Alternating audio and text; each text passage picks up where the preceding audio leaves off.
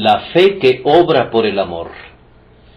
Porque en Cristo Jesús ni la circuncisión vale algo, ni la incircuncisión, sino la fe que obra por el amor.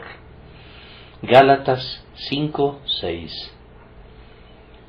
Pablo elimina por completo esa confianza en los aspectos externos de la religión, que es la tentación común en todos los tiempos.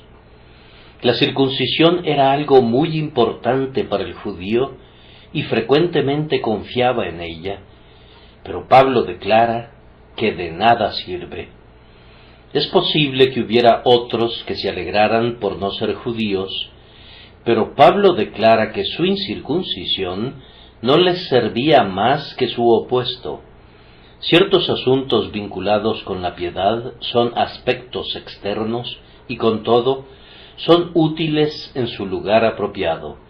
Ese es el caso especialmente con el bautismo y la cena del Señor, con las reuniones de la congregación, con la lectura de la palabra y con la oración y la alabanza públicas. Esas cosas son apropiadas y provechosas, pero ninguna de ellas debe ser constituida en ninguna medida o grado en el fundamento de nuestra esperanza de salvación, pues este texto arrasa con todas ellas y describe claramente que no valen nada si son constituidas en fundamentos de nuestra confianza. En los días de Lutero, la confianza supersticiosa en las observancias externas se había impuesto sobre la fe en el Evangelio. Las ceremonias se habían multiplicado excesivamente bajo la autoridad del Papa, se decían misas para las almas del purgatorio, y los hombres realmente vendían indulgencias por el pecado a plena luz del día. Cuando Dios levantó a Martín Lutero, quien nació hace 4 siglos, dio un enfático testimonio contra la salvación por medio de formas externas y por medio del poder de la superchería sacerdotal, afirmando que la salvación es sólo por la fe, que la Iglesia entera de Dios es una congregación de sacerdotes y que cada creyente es un sacerdote para Dios. Si Lutero no lo hubiera afirmado, la doctrina habría sido igualmente cierta, pues la distinción entre el clero y los laicos no tiene ninguna base en la Escritura, que llama a los santos cleros de Dios, clérigos de Dios o herencia. También leemos: mas vosotros sois real sacerdocio. Todo individuo que cree en el Señor Jesucristo es ungido para ejercer el sacerdocio cristiano y por tanto no necesita poner su confianza en otro hombre en vista de que el supuesto sacerdote no es en nada superior a cualquier otro individuo. Cada ser humano tiene que rendir cuentas de sí mismo ante Dios. Cada quien tiene que leer y escudriñar las Escrituras por sí mismo y tiene que creer por sí mismo, y cuando recibe la salvación, tiene que ofrecerse a sí mismo como un sacrificio vivo para Dios por Jesucristo, quien es el único sumo sacerdote de nuestra profesión. Eso basta en cuanto al lado negativo del texto, que está lleno de advertencias para esta época ritualista. El testimonio primordial de nuestro gran reformador fue en cuanto a la justificación de un pecador a los ojos de Dios por la fe en Jesucristo y solamente por eso. Lutero pudo haber adoptado apropiadamente esta declaración como su lema: en Cristo Jesús ni la circuncisión vale algo, ni la incircuncisión, sino la fe que obra por el amor. Lutero se encontraba angustiado y perturbado en su mente en el monasterio agustino de Wittenberg. Estando allí, leyó en una vieja Biblia en latín: el justo por la fe vivirá. Esta era una idea nueva para él, y por su medio la luz espiritual penetró en cierta medida en su alma, pero eran tales los prejuicios de su educación y tal la oscuridad de su entorno, que aún esperaba encontrar la salvación gracias a ceremonias externas. Debido a eso, ayunaba largamente al punto que se le vio desfallecer de hambre. Era sumamente celoso de la salvación por obras. Por fin realizó una peregrinación a Roma, esperando encontrar allí todo lo que era santo y provechoso. Se vio frustrado en su búsqueda, pero aún así encontró más cosas de las que buscaba. Mientras subía de rodillas por la supuesta escalera de Pilato, el texto de Wittenberg resonó otra vez a sus oídos como el estallido de un trueno: el justo por la fe vivirá. Subió y bajó por esas escaleras, y ya nunca volvió a arrastrarse por ahí.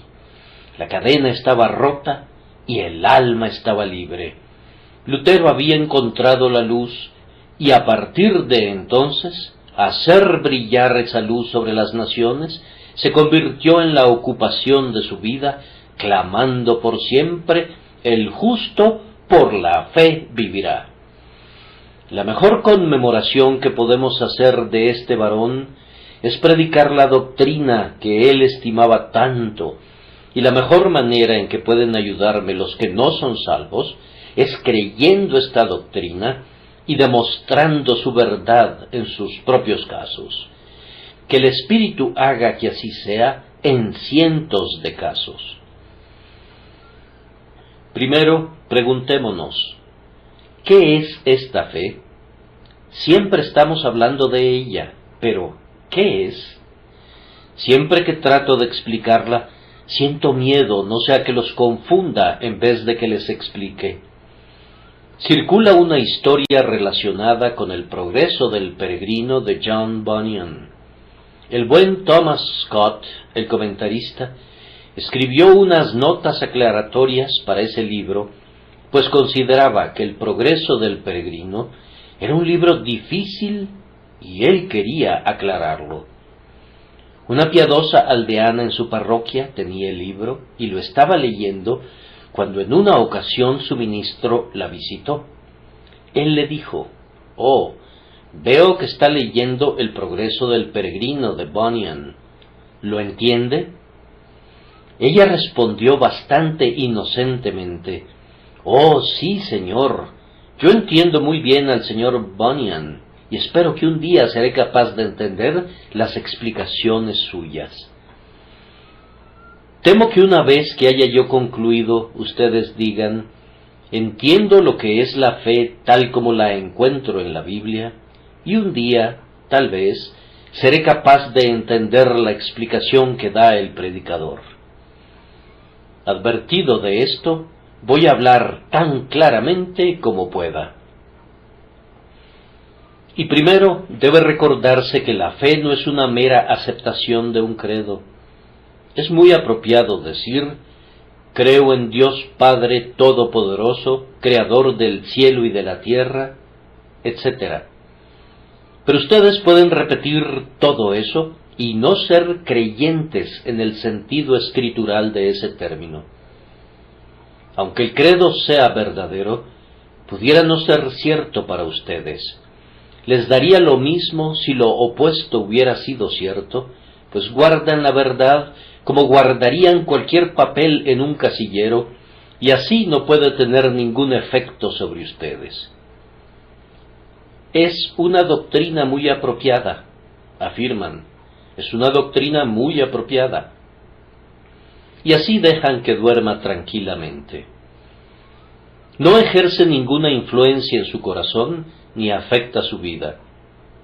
No vayan a imaginar que profesar un credo ortodoxo es lo mismo que la fe en Cristo.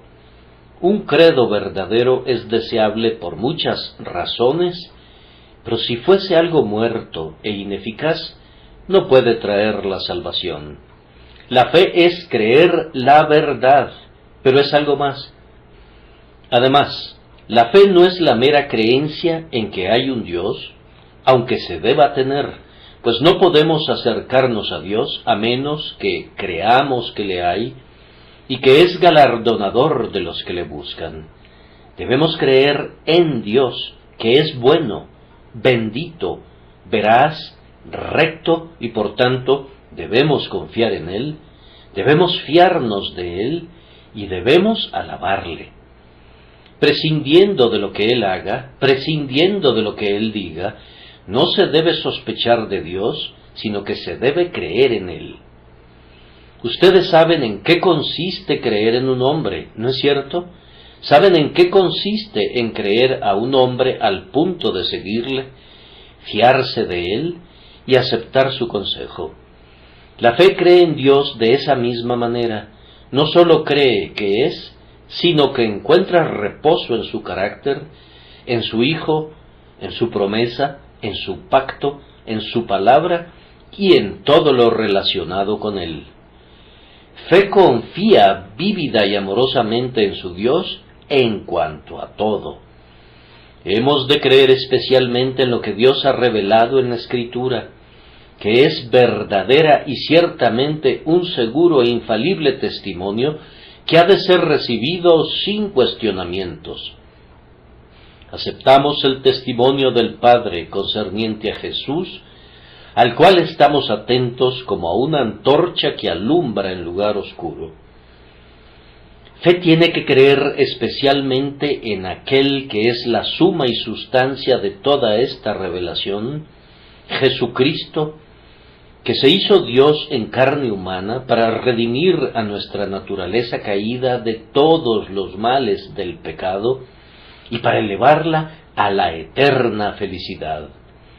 Creemos en Cristo, nos fiamos a Cristo y nos apoyamos sobre Cristo, aceptándolo por causa del testimonio que Dios nos ha legado concerniente a su Hijo, que es la propiciación por nuestros pecados. Nosotros aceptamos el indecible don de Dios y recibimos a Jesús como nuestro todo en todo.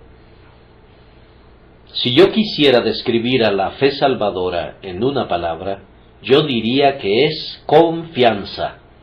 Es creer de tal manera en Dios y creer de tal manera en Cristo que confiamos nuestros destinos eternos y a nosotros mismos en las manos de un Dios reconciliado.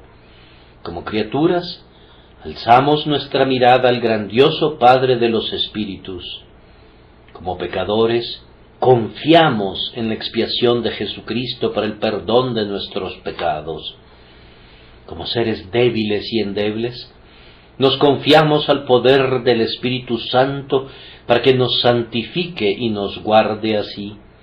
Arriesgamos nuestros eternos intereses en la nave de la gracia inmerecida, contentos de hundirnos o de nadar con ella. Dependemos de Dios en Cristo. La palabra empleada para exponer la fe en las Escrituras algunas veces significa apoyarse. Nos apoyamos con todo nuestro peso sobre nuestro Dios en Jesucristo. Nos colgamos de Cristo así como un recipiente cuelga de un clavo. Recostarse era un término con el que los antiguos puritanos solían describir a la fe. Es un descansar, es un apoyarse en algo fuera de nosotros. Culpable como soy, yo creo en la palabra de Dios que dice que la sangre de Jesucristo, su Hijo, nos limpia de todo pecado, y confiando en esa sangre, yo sé que soy limpiado de todo pecado. Dios expone a Cristo como una propiciación. Nosotros creemos que Él es una propiciación y lo tomamos para que sea nuestra propiciación. Mediante esa apropiación, nuestro pecado es cubierto y somos libres. Fe es aferrarse a, es apropiarse de, es recibir en nuestro interior al Señor Jesucristo. Algunas veces yo lo ilustro con aquel pasaje de Pablo donde él dice: cerca de ti está la palabra, en tu boca. Cuando un trozo de alimento está en tu boca, si desearas poseerlo como para no perderlo nunca, ¿qué es lo mejor que puedes hacer? Tragarlo. hacer que se introduzca dentro de nosotros. Ahora, de acuerdo al apóstol, la palabra que predicamos está en tu boca. Entonces, permite que se adentre en tu corazón y verás que es cierto que con el corazón se cree para justicia, pero con la boca se confiesa para salvación. Esta es la fe que salva al alma. En segundo lugar, vamos a considerar por qué la fe es seleccionada como el camino de salvación. Quisiera recordarles que si no pudiéramos responder esta pregunta, no importaría, pues ya que el Señor ha designado a la fe como el camino de gracia, no nos corresponde disputar su elección. Los mendigos no deben elegir. Confiemos, si así lo ordena el Señor. Pero nosotros podemos responder esta pregunta en cierta medida. Primero, es claro que ningún otro camino es posible. No es posible que seamos salvados por nuestros propios méritos, pues ya hemos quebrantado la ley, y la obediencia futura, estando todavía pendiente de cumplirse, no puede compensar las fallas pasadas. Aunque mis lágrimas pudiesen fluir ininterrumpidamente, aunque mi celo no conociera ningún descanso, nada de eso podría expiar el pecado. Tú tienes que salvar, y sólo tú. El camino de las buenas obras está bloqueado por nuestros pecados pasados, y con toda seguridad experimentará bloqueos adicionales por pecados futuros. Por tanto, tenemos que regocijarnos porque Dios nos ha recomendado el camino abierto de la fe. Dios ha escogido el camino de la fe para que la salvación sea por gracia. Si tuviéramos que hacer algo para salvarnos a nosotros mismos, con toda seguridad le imputaríamos una cierta medida de virtud a nuestras propias acciones, o a nuestros sentimientos, o a nuestras oraciones, o a nuestras mercedes, y así le restaríamos valor a la pura gracia de Dios. Pero la salvación viene de Dios como un favor puro, como un acto de generosidad y benevolencia inmerecidas, y por tanto, el Señor sólo la pondrá en la mano de la fe, puesto que la fe no se arroga a nada. Fe, de hecho, descarta toda idea de mérito, y por tanto el Señor de gracia decide colocar el tesoro de su amor en manos de la fe. Además, es por fe para que no haya ninguna jactancia, pues si la salvación fuera por nuestros actos o sentimientos, con toda seguridad nos jactaríamos. Pero si es por fe, nuestro yo no puede gloriarse. ¿Dónde, pues, está la jactancia? Queda excluida. ¿Por cuál ley? ¿Por la de las obras? No, sino por la ley de la fe. Fe es humilde y atribuye toda la alabanza a Dios. Fe es veraz y confiesa su obligación para con la gracia soberana de Dios. Yo bendigo al Señor porque Él ha escogido este camino de la fe, porque es tan apropiado para los pobres pecadores. Algunos aquí presentes esta noche no habrían sido salvados nunca si la salvación hubiera sido preparada solo para los buenos y los justos. Yo era culpable delante de mi Dios y permanecía autocondenado. Ningún joven tuvo jamás un sentido más agudo de culpa del que yo tenía. Cuando fui convicto de pecado, vi que mis pensamientos y mis deseos eran viles a los ojos de Dios, y también me volví vil a mis propios ojos. Fui conducido a la desesperación, y yo sé que nunca hubiera podido ser animado por ningún plan de salvación, excepto por ese que es por fe. Debido a nuestra debilidad, el pacto de obras no nos proporciona ninguna forma apropiada de esperanza en ningún momento, pero bajo ciertas circunstancias vemos esto muy vívidamente. Supongan que se encontraran en el artículo de la muerte. ¿Qué buenas obras podrían hacer? Aquel ladrón moribundo descubrió que era algo dichoso que por fe pudiera confiar en el crucificado, y antes de que el sol se pusiera, pudiera estar con él en el paraíso. La fe es un camino adecuado para los pecadores, y especialmente para los pecadores que están a punto de morir.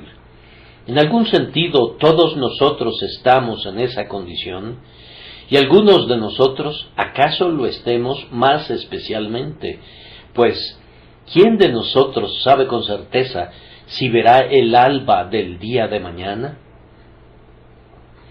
Yo bendigo otra vez a Dios porque el camino de salvación es por fe, porque es un camino abierto al más ignorante. Cuán excelente teología recibimos en estos días, que es catalogada como pensamiento profundo. Los hombres se sumergen muy profundamente en sus temas y remueven de tal manera el lodo en el fondo que no puedes verlos y ni ellos mismos pueden verse. Yo percibo que ni los propios maestros de una cierta escuela saben de lo que están hablando.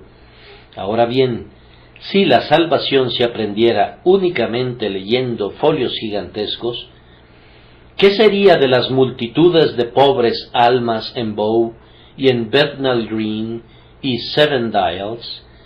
Si el Evangelio hubiera consistido en acumular aprendizaje, ¿cómo podrían ser salvos los que son sin letras? Pero ahora podemos ir a cada uno de ellos y decirles, Jesús murió. Hay vida en una mirada al crucificado. Hay vida en este instante para ti. Por poco que puedas saber, tú sabes que has pecado. Has de saber entonces que Jesús vino para quitar el pecado y que todo aquel que en él crea es perdonado inmediatamente y entra en la vida eterna. Este breve y bendito evangelio es apropiado para todos los casos, desde príncipes a campesinos, y no nos sorprende que la fe fuera seleccionada como el camino de la salvación. Pero ahora, en tercer lugar, esta noche quiero extenderme hablando sobre otra pregunta. ¿Cómo opera la fe? Pues según nuestro texto es una fe que obra por el amor. La única fe que salva al alma es una fe viva, operante, amorosa. No puedo decirles qué cosas tan duras he oído acerca de esta doctrina de la salvación por fe. Dicen que es inmoral. He oído que lo dicen personas inmorales y ellas lo saben muy bien. Dicen que conduce al pecado, y pienso que quienes lo dicen se complacerían con ella por esa misma razón si creyeran en su propia declaración. Yo nunca he oído a un santo acusar a la fe de conducirlo al pecado. No conozco a nadie que vaya en pos de Dios y que viva cerca de Él, que tenga temor de que la fe en Dios lo tiente a transgredir. El hecho es que la fe no hace nada de ese tipo. Su acción es exactamente lo contrario de manera sumamente clara. Como la esposa prudente en los proverbios, la fe le da bien al hombre y no mal todos los días de su vida. Primero, toca el móvil principal de nuestra naturaleza, generando amor dentro del alma. ¿Qué se necesita ahora para las clases degradadas de Londres?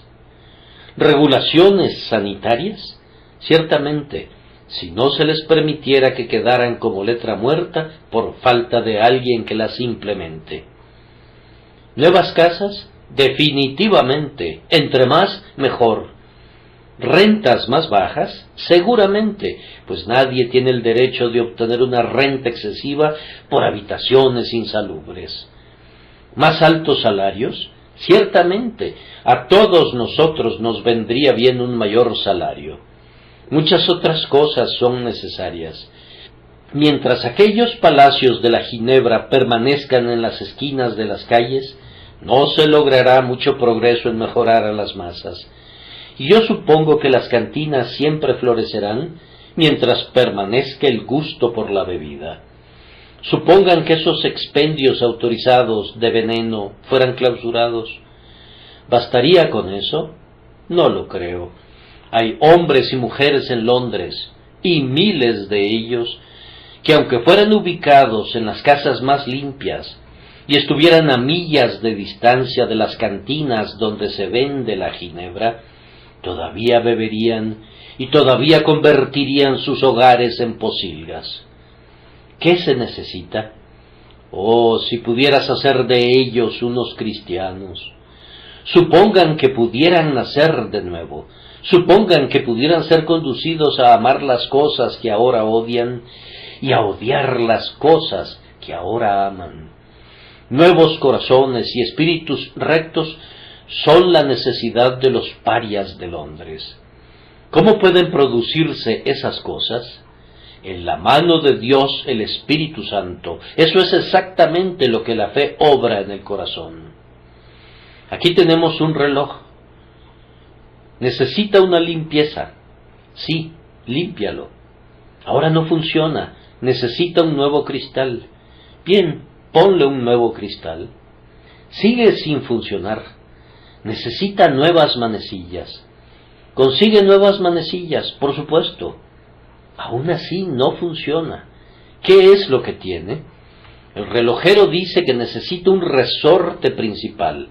Allí está el origen del mal. Nada puede estar bien hasta que eso sea rectificado. Pon a funcionar todos los mecanismos, pero no olvides que el resorte principal es la parte primordial del asunto. Fe le suministra al alma un poderoso móvil de acción. Le dice al hombre: tú eres perdonado por medio de la sangre de Cristo que murió por ti. ¿Qué sientes en cuanto a él?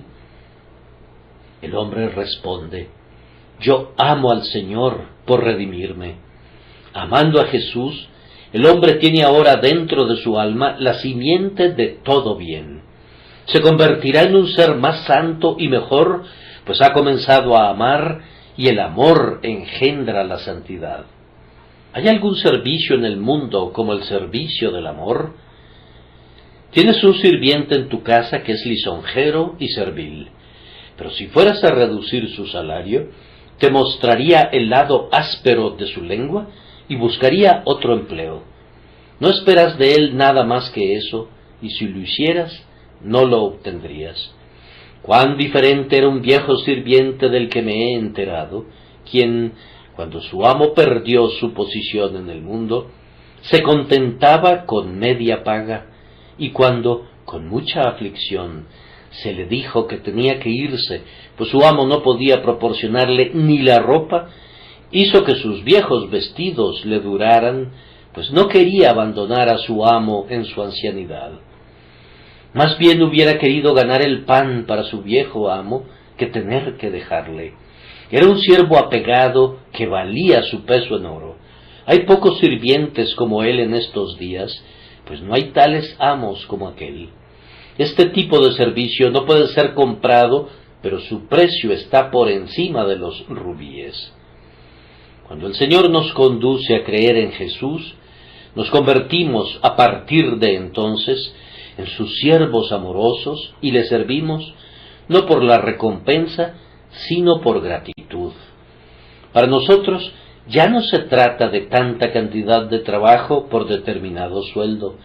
No tememos la amenaza del infierno por la desobediencia, ni miramos al cielo como algo ganado por obras. No, nuestra salvación es un don gratuito.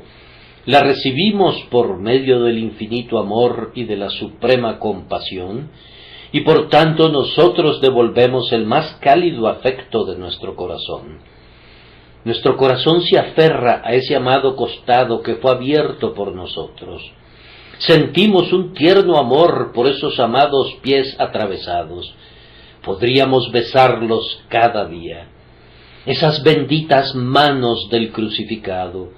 A su contacto somos fortalecidos, honrados, consolados.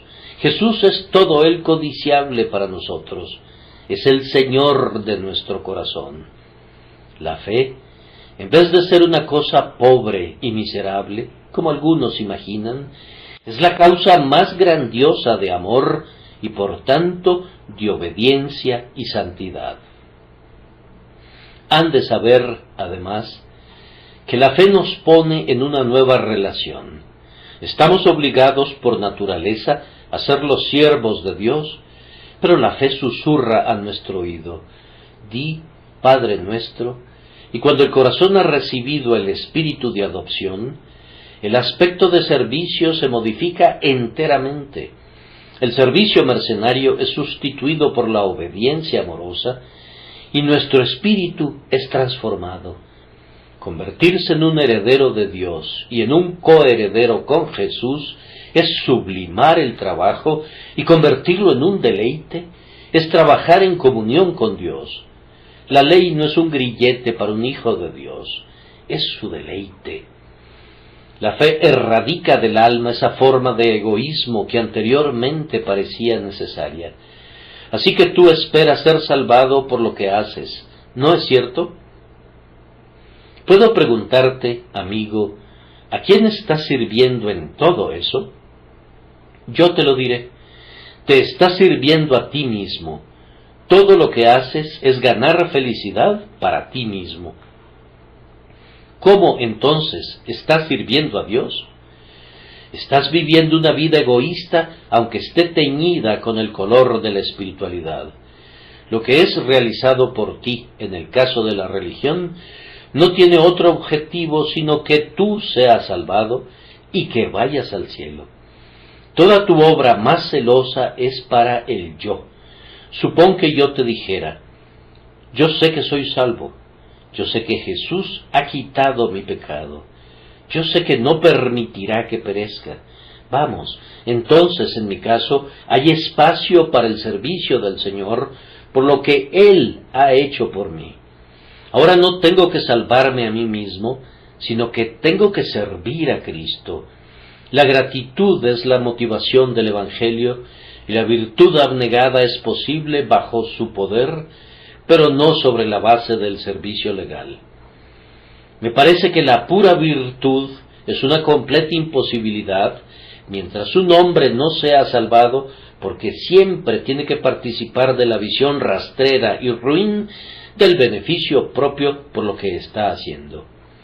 Una vez que la gran transacción se lleva a cabo y tú eres salvado, entonces eres alzado a una esfera más noble y dices, entonces, ¿por qué, oh bendito Jesucristo, no habría de amarte más?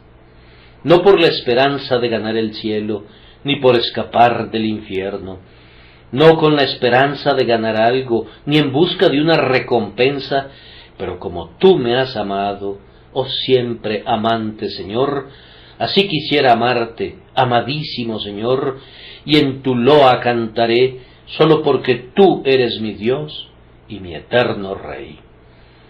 Por esto la fe inspira una motivación mayor que la ley puede sugerir. Fe genera pronto el amor por el hombre, pues si el Señor Jesús te ha salvado, hermano mío, pronto desearás que otros sean salvados también. Tú has gustado de esta miel, y la dulzura sobre tu propia lengua te constriñe a invitar a otros al festín. Aquel que ha sido introducido a la libertad de la gracia inmerecida, quisiera, si pudiera, liberar a todo pecador cautivo. Cuando está bien ejercitada, la fe significa armonía con Dios. Crea un acuerdo con la voluntad divina, de manera que nos agrada todo lo que agrada a Dios. Si el Señor sentara al creyente sobre un muladar junto a Job, todavía bendeciría su nombre. Fe está de acuerdo con el precepto divino y desea obedecerlo, y con la doctrina divina que desea conocer y publicar. Sí, fe dice de todo lo que es de Dios, es el Señor que mande, enseñe o haga lo que bien le pareciere. Les he mostrado que la fe no es el nimio principio que sus detractores describen como solo cree, o que supieran en qué consiste solo creer. Es la liberación de la mente de sus cadenas, es el amanecer del propio día del cielo, él solo cree, es una lucha vitalicia.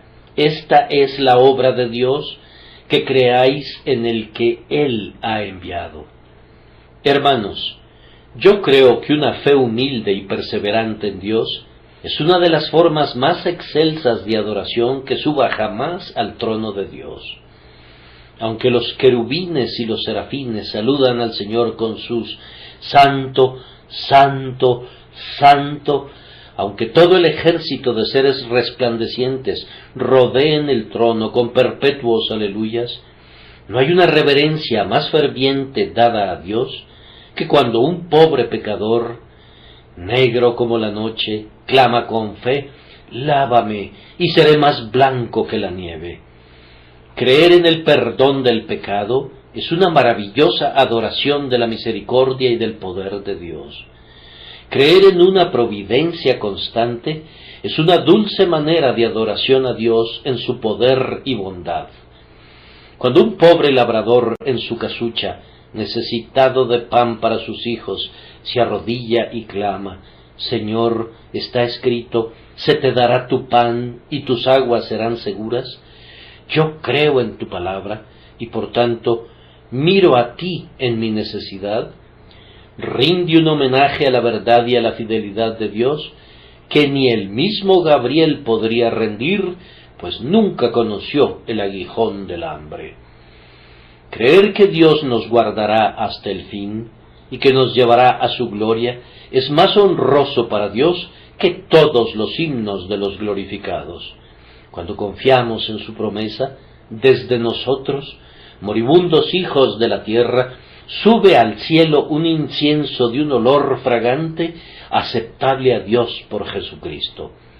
Pienso que también hay esto acerca de la fe, que tiene un poder maravilloso sobre Dios. ¿Me pides que me retracte de esa expresión? No lo haré. La voy a explicar. Fe vence al Altísimo en su trono. La fe de un ser inferior puede conquistar a un ser superior. Me explico.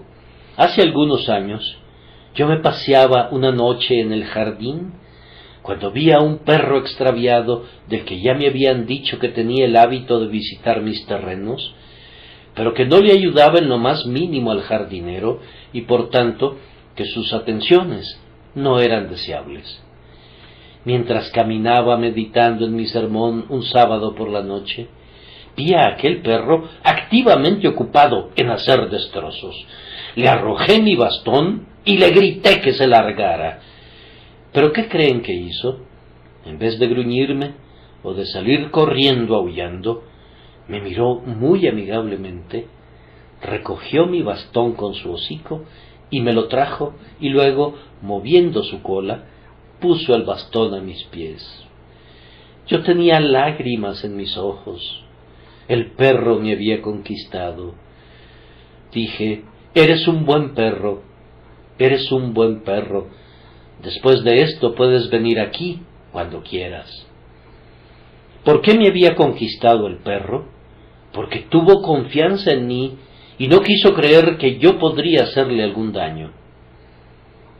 Pero volviendo a cosas más sublimes, el Señor mismo no puede resistirse a la humilde confianza. ¿No ven cómo un pecador lleva, por así decirlo, la vara de la justicia al Señor y clama: si tú me golpeas, yo lo merezco, yo me someto a ti? El grandioso Dios no puede desdeñar a un corazón confiado. Eso es imposible. No sería Dios si pudiera echar fuera al alma que incuestionablemente confía en Él. Entonces, este es el poder de la fe. Y no me sorprende que el Señor la haya elegido, pues la fe es algo sumamente agradable para Dios. Oh, que todos ustedes confiaran en Él. Dios alza su espada contra ustedes, entonces corran a sus brazos. Él los amenaza, entonces sujétense a su promesa. Él los persigue, entonces acudan presurosos a su amado Hijo. Confíen al pie de la cruz en su plena expiación y tienen que ser salvos. Ahora voy a concluir de una manera apropiada a esta conmemoración de Lutero.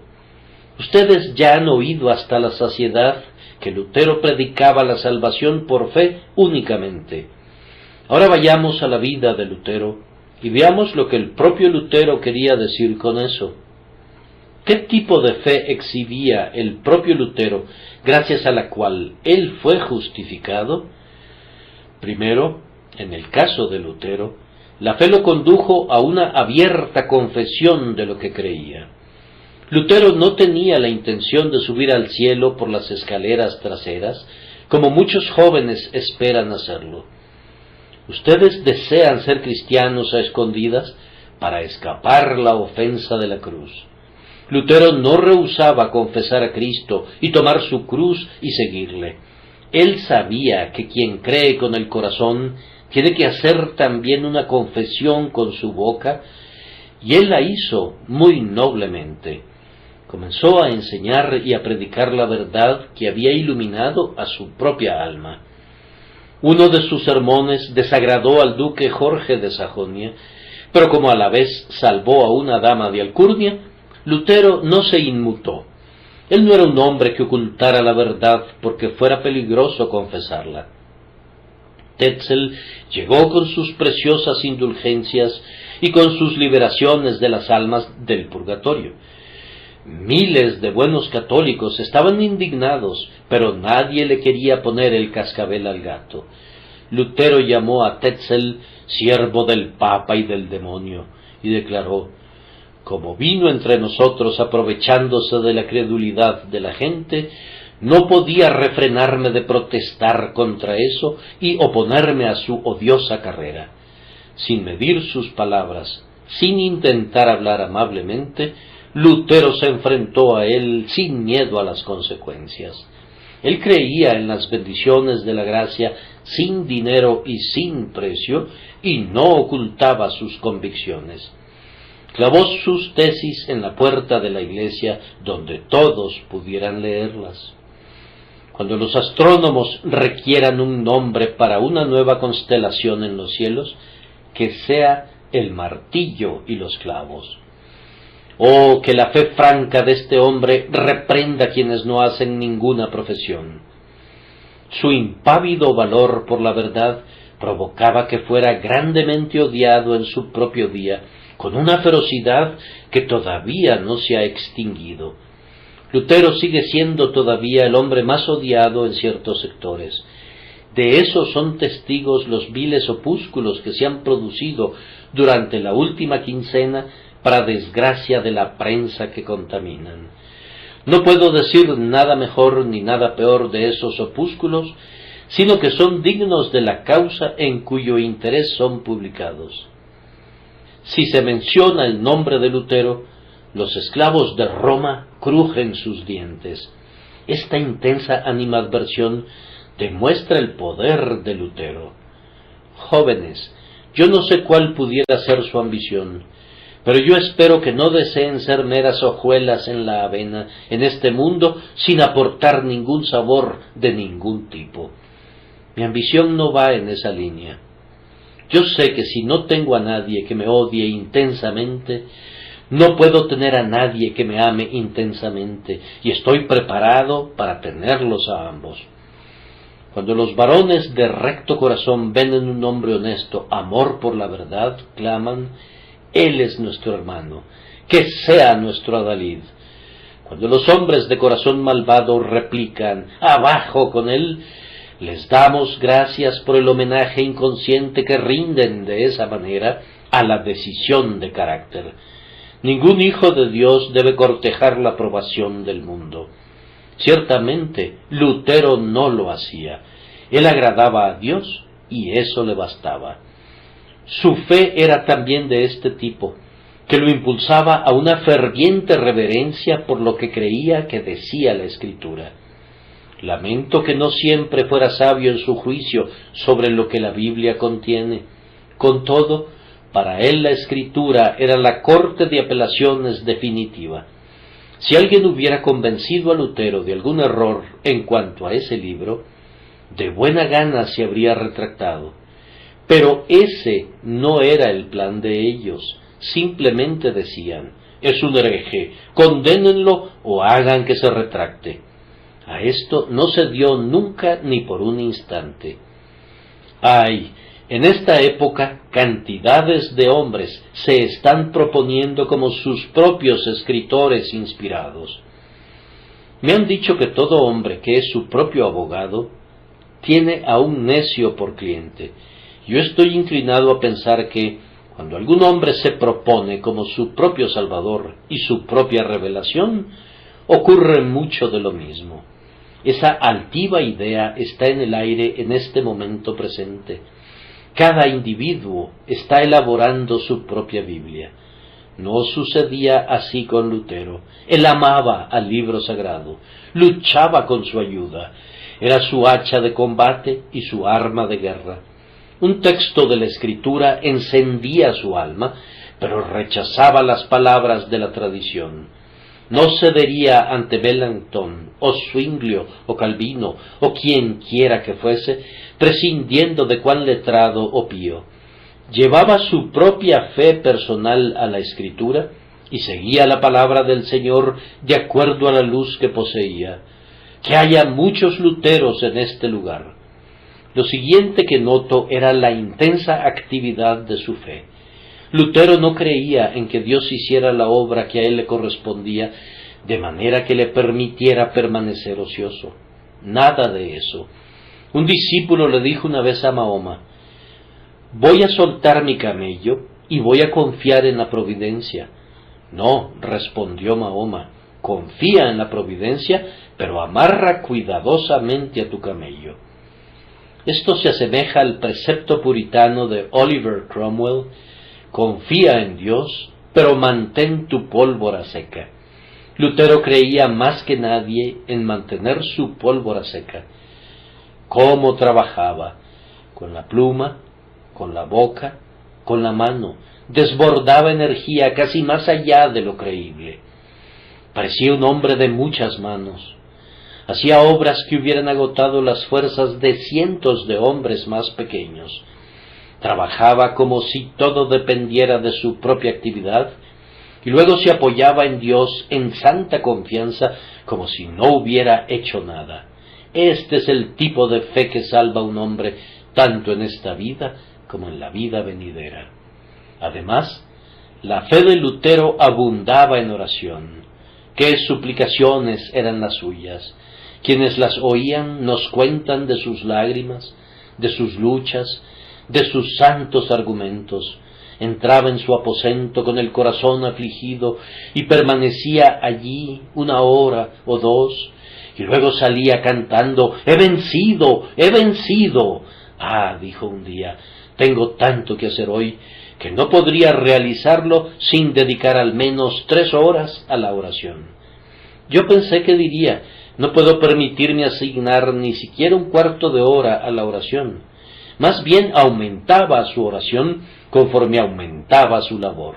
Esta es la fe que salva, una fe que se aferra a Dios y que prevalece con Él en suplicación privada. La suya fue una fe que le liberó enteramente del miedo del hombre. El duque Jorge va a detenerlo. «Es él», dijo Lutero. «Aunque llovieran duques Jorges, yo iría». Se le exhorta para que no vaya a Worms, pues correría peligro. Aunque hubiera tantos demonios en Worms como había tejas sobre los techos de las casas, iría allí. Y allí se dirigió, como todos ustedes saben, actuando virilmente por el Evangelio y por su Dios. No se comprometía con nadie y guardaba su fe en Dios pura y sin mezcla. Papas, emperadores, doctores, electores, todos ellos eran como nada para Lutero cuando estaban en contra del Señor. Que así sea también con nosotros. La suya fue una fe que lo condujo a arriesgar todo por la verdad. No parecía que hubiera alguna esperanza de que regresara con vida a Worms. Con toda seguridad sería quemado como John Hus, pero lo sorprendente es que se escapó. Su arrojo le proporcionó seguridad frente al peligro. Expresaba su pesar de que la corona del martirio, con toda probabilidad, no le tocara. pero tenía en su interior la fe que estaba dispuesta a morir por Jesús. Aquel que en un caso así salva su vida, la perderá, pero el que pierde su vida por causa de Cristo, la encontrará para vida eterna. Esta fue la fe que hizo que Lutero fuera un hombre entre los hombres y que le salvó de las afectaciones sacerdotales. Yo no sé si ustedes admiran lo que se considera como una religión muy superior. Es una cosa de belleza, pero no de uso. Debería guardarse siempre en una vitrina. Está hecha para salones y para reuniones religiosas, pero estaría fuera de lugar en un taller o en una granja. Ahora bien, la religión de Lutero estaba con él en casa y a la mesa, así como en el púlpito. Su religión era parte y porción de su vida común, y esa vida era libre, abierta, osada y sin restricciones. Es fácil censurar a Lutero desde el punto de vista superfino, pues él vivía en una honesta indefensión. Mi admiración se enardece al pensar en la fervorosa apertura del hombre. No me sorprende que aún los alemanes impíos lo reverencien, pues él es todo un alemán y todo un hombre. Cuando habla, no se saca las palabras de su boca para mirarlas y para preguntarle a Melanchthon si servirán. Antes bien, golpea duro y ya ha hablado una docena de frases antes de haber pensado si son pulidas o no. Ciertamente es completamente indiferente a las críticas y dice lo que piensa y siente. Está tranquilo, pues se siente en casa. ¿Acaso no está por doquier en la casa de su grandioso Padre? ¿Acaso no tiene una intención pura y simple de decir la verdad y de hacer lo recto?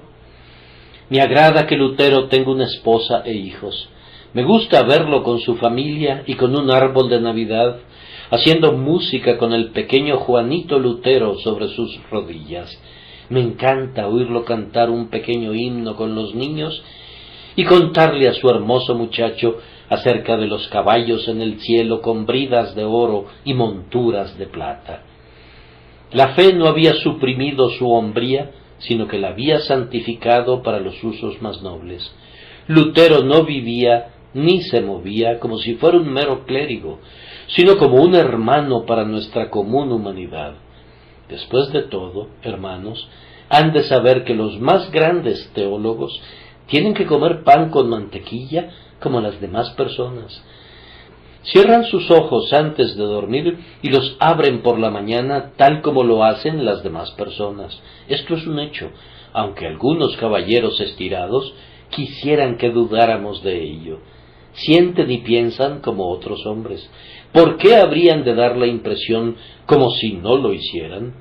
¿Acaso no es algo bueno comer y beber para la gloria de Dios y mostrarle a la gente que las cosas comunes pueden ser santificadas por la palabra de Dios y la oración? ¿Qué importa si no nos vestimos con ornamentos litúrgicos y cosas parecidas?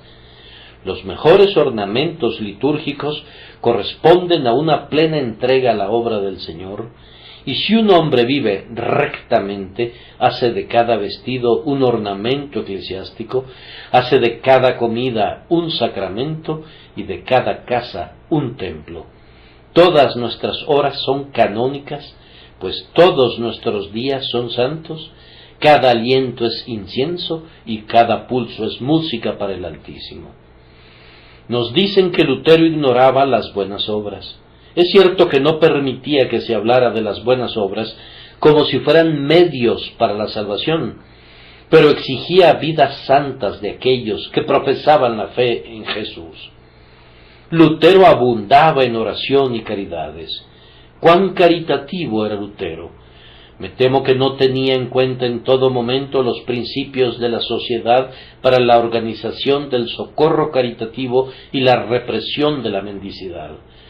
Cuando va caminando, si hay mendigos, vacía sus bolsillos para darles a ellos. Acaban de ingresar 200 coronas, y aunque tiene una familia, clama: 200 coronas, Dios me está dando mi porción en esta vida. Mira, le dice a un pobre hermano ministro, toma la mitad. ¿Y dónde están los pobres? Llámenlos. Tengo que deshacerme de esto. Me temo que su esposa Catalina se veía forzada a veces a menear la cabeza por esa actitud, pues en verdad no era siempre el marido más ahorrativo que pudiera existir. En caridades era insuperable y en todos los deberes de la vida excedía el nivel de su época. Como todas las demás personas, tenía sus fallas, pero como sus enemigos tocan ese tema hasta el cansancio y van mucho más allá de la verdad, no necesito detenerme en sus fallas. Yo desearía que los detractores de Lutero fueran la mitad de buenos de lo que él era. Toda la gloria de su grandiosa carrera sea sólo para el Señor. Por último, la fe de Lutero era una fe que le ayudaba en las luchas de las que poco se habla. Yo supongo que nunca nadie tuvo mayores conflictos de alma que Lutero. Era un hombre de alturas y de honduras. Algunas veces subía al cielo y entonaba sus aleluyas, y luego descendía hasta el abismo con sus misereres. Me temo que aunque era grande y vigoroso, tenía un mal hígado. Fue gravemente afligido en el cuerpo en maneras que no necesito mencionar, y era arrumbado a veces durante meses seguidos, siendo tan torturado y atormentado que anhelaba morir. Sus dolores eran extremos, y nos preguntamos cómo lo soportaba tan bien. Pero siempre, entre los ataques de la enfermedad, Lutero estaba de pie, predicando otra vez la palabra de Dios. Esas luchas desesperadas con el demonio le habrían aplastado si no hubiera sido por su fe. El diablo parece haber estado asediándole constantemente, y él estaba asediando constantemente al diablo. En ese tremendo duelo se apoyaba en su Señor y, confiando en la omnipotencia, ponía en huida a Satanás. Jóvenes, yo ruego que un Lutero pueda surgir de sus filas. Cuán alegremente los fieles le darían la bienvenida. Yo, que soy más seguidor de Calvino que de Lutero, y mucho más un seguidor de Jesús que de cualquiera de ellos dos, estaría encantado de ver a otro Lutero sobre esta tierra. Que Dios los bendiga, hermanos, por Cristo nuestro Señor. Amén.